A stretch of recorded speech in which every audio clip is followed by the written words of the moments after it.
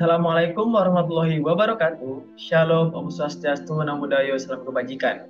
Izinkan kami dengan saya sendiri, Gautik Alpandi, dan rekan saya Citra Imama untuk mempresentasikan karya kami yang berjudul Optimalisasi Kamus Mengajar dengan peran generasi Z dalam mengatasi cybercrime berbasis community development. Bila kita melihat pada latar belakang teman-teman, saat ini Indonesia tengah menyongsong konsep revolusi industri 4.0 yang mengubah gaya hidup masyarakat dari transaksi yang awalnya dilakukan secara luring atau secara langsung dilakukan secara daring. Dan juga bila kita berbicara mengenai transaksi, teman-teman pasti tidak asing dengan adanya e-commerce di Indonesia.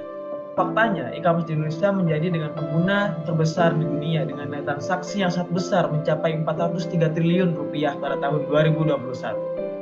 Kemudian teman-teman, bila kita melihat pada data dari CISSRIT pada Januari hingga November 2021 terdapat setidaknya 1,3 miliar kali percobaan cybercrime atau setidaknya tiap orang mengalami 6 kali percobaan cybercrime. Dan juga Kominfo melaporkan bahwa sepanjang tahun 2021 terdapat 115.000 laporan penipuan transaksi daring oleh masyarakat.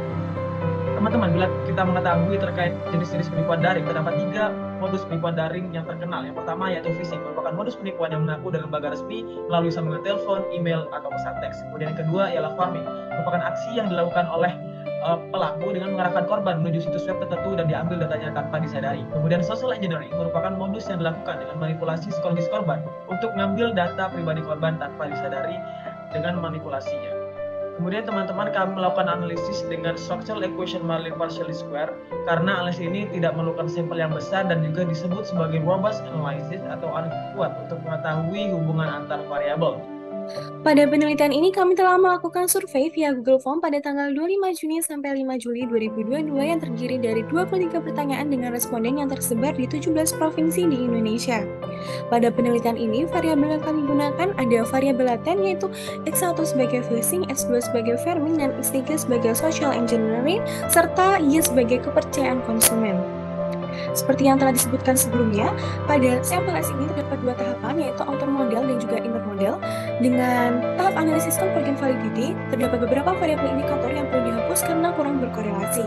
Pada tahap analisis validitas dan reliabilitas, didapatkan hasil bahwa seluruh variabel laten memenuhi kriteria yang telah disebutkan sebelumnya sehingga dapat disimpulkan seluruh variabel valid dan reliable. Pada penelitian discriminant validity, variabel laten yang digunakan terbukti unik dan mampu menjelaskan fenomena yang diukur.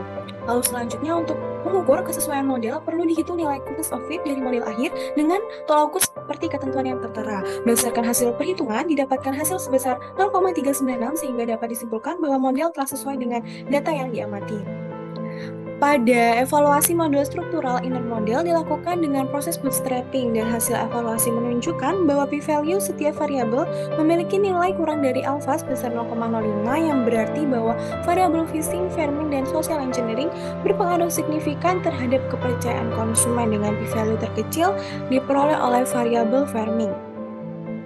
Permasalahan penipuan memiliki resiko yang serius, oleh karena itu digagas suatu inovasi berbasis community development berupa Indonesia Cerdas Digital atau bisa disebut ICD. ICD merupakan komunitas yang terdiri dari generasi Z dan dalam pembentukannya akan lebih mudah jika dimulai dari mahasiswa sebagai kaum intelektual di masyarakat. Dalam rangka mewujudkan hal ini, maka langkah strategis yang tepat yakni ICD digagas sebagai bagian dari program Kampus Merdeka di mana program yang paling relevan yaitu Kampus Mengajar. Tahap edukasi yang berjalan selama program Kampus Mengajar berlangsung selama 1 semester dengan 2 target sasaran, yaitu yang pertama generasi Z. Sosialisasi kepada generasi Z dilakukan melalui kerjasama dengan kelompok sosial Karang Taruna dalam rangka menggerakkan atau melebarkan sayap untuk meluaskan dampak dari sosialisasi ini. Output yang diharapkan adalah generasi Z mampu merangkul lingkungan terdekat melalui pembicaraan sehari-hari maupun edukasi. Kemudian yang kedua, dilakukan sosialisasi terhadap masyarakat umum dengan kolaborasi aktif bersama kelompok sosial yaitu kelompok PKK sebagai kelompok pengurus masyarakat yang dirasa memiliki peran optimal dalam menjangkau generasi yang lebih tua. Berdasarkan solusi yang telah dipaparkan sebelumnya, kita mengetahui bahwa diperlukan adanya sinergitas dari berbagai pihak, seperti yang pertama ialah pemerintah sebagai pemangku kebijakan, dan yang kedua ialah e-commerce sebagai pihak yang menjaga atau yang mengawasi keamanan data pengguna, kemudian masyarakat sebagai pihak yang berpartisipasi aktif dalam mencegah terjadinya modus penipuan daring, dan juga generasi Z sebagai pihak yang turut mengedukasi masyarakat sehingga penipuan daring di Indonesia dapat dikurangi dengan baik. sehingga dapat tercipta suatu lingkungan yang terintegrasi dengan smart cyber system untuk mencapai clean digital environment di Indonesia. Pemanfaatan peran generasi Z sangat penting dengan adanya kolaborasi dengan kelompok sosial seperti kelompok PKK dan juga Karang Taruna untuk menciptakan masyarakat cerdas digital melalui smart cyber system, dan juga menjadi langkah nyata dalam mencapai SDG 9 yaitu Sustainable Cities and Communities untuk menciptakan clean digital environment dengan memanfaatkan komunitas berkelanjutan di Indonesia.